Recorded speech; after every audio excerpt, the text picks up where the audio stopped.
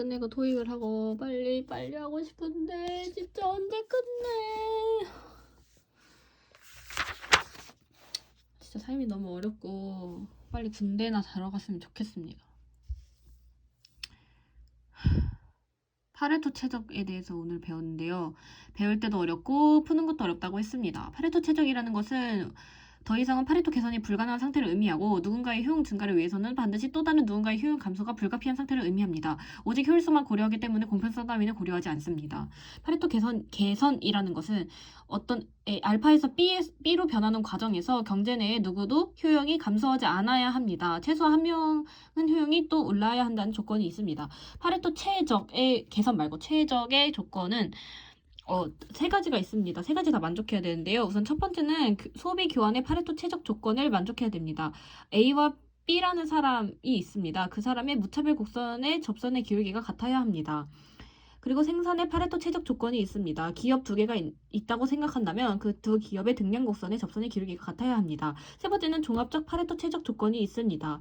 일단은 여기 이런 세 번째의 경우에는 1번이랑 2번이 현재 만족되어 있는 상태에서 3을 따지는 것이기 때문에 MRSXY는 이미 대한민국 전체에 공통된 MRS를 보여주는 것이고 MRTXY는 대한민국 자체에서 느끼는 두 제어의 가치 비율을 의미한다고 볼 수가 있습니다. 자, 일단 여기 되게 다양한 내용이 나와서 헷갈린데요. 한번 보도록 하겠습니다. MRTXY라는 뜻은 한계 변형률을 의미하며 PPL이며 접선의 기울기를 의미합니다. 나라 전체 문제이고 MRT 같은 경우에는 X제를 만들 때 Y제를 두 개 포기해야 된다는 의미를 가지고 있고 MRSXY는 이라는 점은 X가 두 배 기분이 좋다는 것을 X가 Y에 비해 두 배 기분이 좋다는 것을 의미합니다. 그 다음에 MRTS 같은 경우에는 노동자 한 명을 자본 두 개랑 맞바꿀 수 있다는 의미가 됩니다. 자, 일단 여기 보시면요. 그러면 결과적으로 지금 MRTXY니까 대한민국 자체가 느끼는 두 제어 가치 비율과 그 다음에 이제 대한민국 전체가 느끼는 효용 상태가 같은 상황을 의미하겠죠. 그러니까 좋아하는 정도와 비용이 같아야 한다는 말입니다.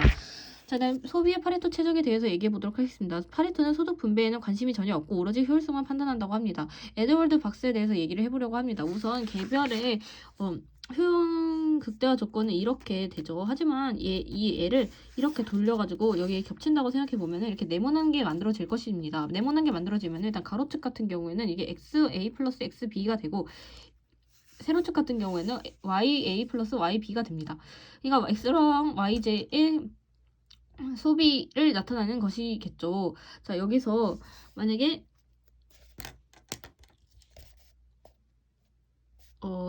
지금 이게 지금 그거잖아요. 무차별 곡선. 무차별 곡선은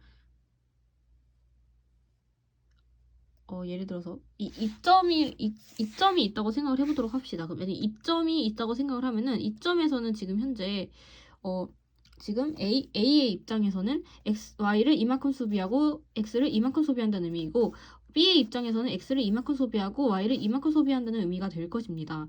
이게 지나가도록 A와 B의 무차별 곡선을 그리면 이렇게 그릴 수가 있겠죠. 이렇게 그리는데 이 상태가 파레토 최적이냐라고 물어본다면 그렇지 않습니다. 왜냐하면 이 제로에서 이 원으로 움직일 때 파레토가 개선되기 때문입니다.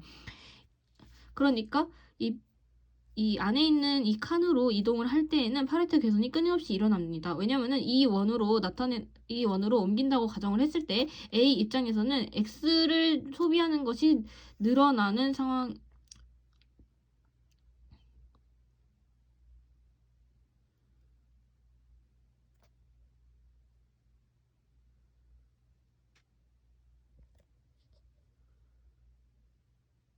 상황이고 B의 입장에서도 Y가 늘어나는 상황입니다.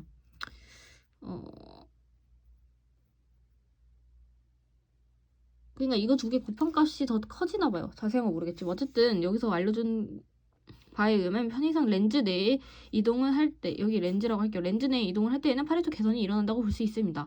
그러면 따라서 제일 최적점이 되는 점은 C가 될 것이라고 볼 수가 있겠죠. 그래서 여기 C를 우리가 파레토 최적점이라고 부를 수 있습니다. 그럼 C를 뚫고 지나가는 공통 접선을 그릴 수 있고 이걸 MRS xy라고 정할 수 있습니다. 무차별 곡선이 정하는 점이겠죠. 하지만 이러한 점은 무수하게 많이 나타납니다.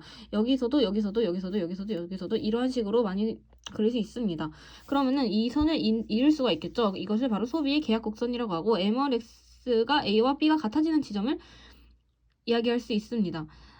그래서 이를 바탕으로 효용 가는 곡선을 그리면은 얘를 그대로 여기다가 옮길 수가 있습니다. 여기 A 같은 경우에는 A의 효용은 낮지만 B 효용이 높은 것을 의미하고 E 같은 경우에는 A 효용이 높지만 B 효용이 낮은 것을 의미합니다. A를 볼까요? A점 같은 경우에는 A의 효용은 낮고 그렇죠? B가 지금 이만큼 소비하는 거고 A가 이만큼 소비하는 거니까 그렇네요. 이건 지금 사회 전체의 효용의 문제이기 때문에 A와 B의 개별의 효용에 대해서는 별로 신경 쓰지 않는 것처럼 보입니다. 어쨌든 뭐 그런 것 같고요. MRS가 먼저 볼까요? MRS는 효용의 문제이긴 하네요. 기울기에 대한 얘기고. 어쨌든 이러한 방식으로 똑같이 생산의 파레토 최적도 달성을 시킬 수 있습니다. X랑 YZ에 이제 투입하는 노동과 자본의 그래프를 그린 다음에 얘를 또 이렇게 엎어가지고 만들면 이렇게 되겠죠. 그럼 똑같은 방식으로 생산의 계약 곡선이 이 파란 색깔 맞죠? 파란 색깔 선이 되고 생산 가능 곡선을 그릴 수가 있게 됩니다. 우리가 앞에서 배웠던 생산 가능 곡선은 다시 말하면 파레토 최적 조건을 모두 만족하는 점이라고 볼 수가 있겠습니다. 여기 앞에서 지금 OA랑 OB가 있죠. OA는 이 점인데요. 이 점의 경우에는 B가 모두 다 소비를 하는 거고 이거는 A가 모두 다 소비를 하는 점이라고 할 수 있습니다. 따라서 여기서는 A가 효용을 제일 많이 갖고 있고 여기서는 B가 효용을 제일 많이 갖고 있는 상황이라고 볼 수가 있겠습니다. 자, 그 다음에 여기도 똑같이 하면은 이런 식으로 만들 수가 있고요. 그 다음에 종합적 파레토 최적에 대해서 얘기를 해보도록 합시다. 종합적 파레토 최적이라는 것은 다시 얘기하면은 지금 효용의 상태랑 어떻게 보면은 그 재화를 교환하는 그 상태랑 같게 만든다는 의미가 되겠죠. 그러면은 지금 현재 이게 무슨 함수죠?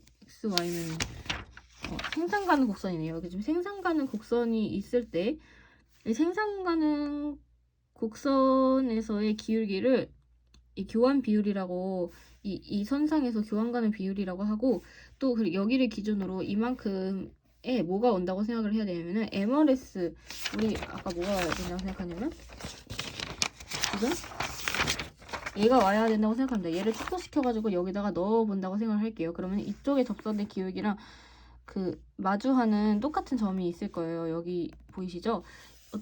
그러면은 이 점을 옮기게 됩니다. C1을 옮겨서 지금 여기다가 C.을 옮겨서 여기다 옮길 수 있고 그 다음에 나머지도 마찬가지로 이렇게 옮길 수 있게 됩니다. 그러면은 이 C들의 점을 또 모아가지고 뭘 만들 수 있는 효용 가능 경계를 만들 수가 있습니다. 효용 가능 곡선과 생산 가능 곡선을 이제 어떻게 보면은 이렇게 갖도록 해가지고 만든 효용 가능 곡선의 포락선이라고 할 수가 있습니다. 여기서는 여기 점에서는 소비와 생산과 종합적 그 파레토 효율이 모두 충족된 점이라고 할 수가 있겠습니다. 한계점의 경우에는 파레토 최적은 무수히 많아졌다는 뜻입니다. 앞에서 파레토 최적이 하나인 것처럼 보였는데 결과적으로 굉장히 많았기 때문에 판단 기준으로 사회후생 함수가 들어오게 됩니다. 이건 공평성을 고려하는 것이 될 것입니다.